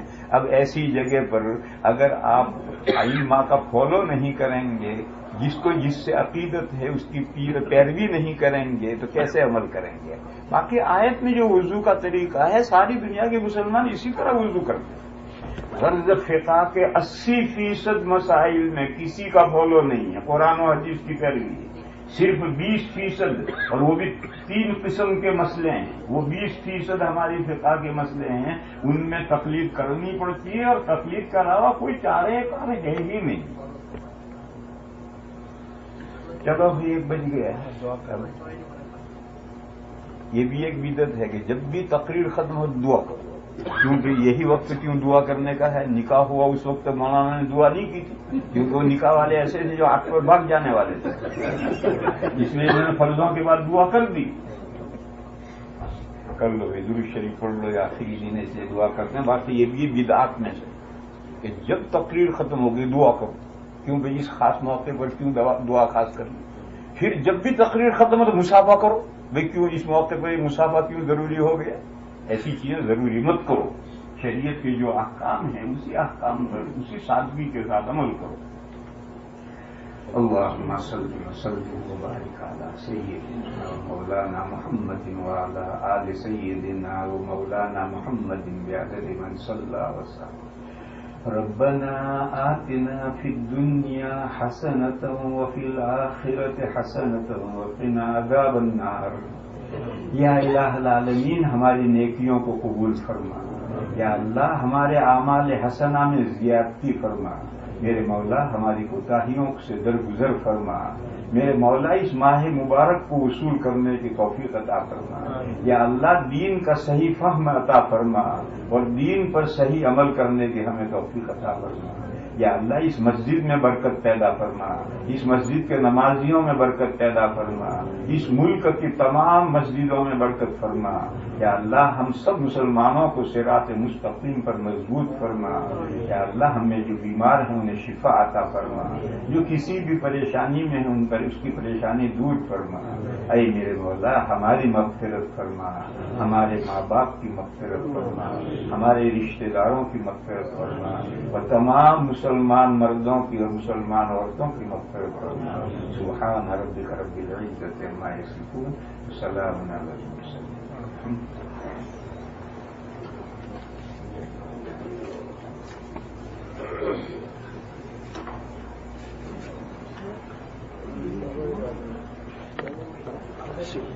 گلاس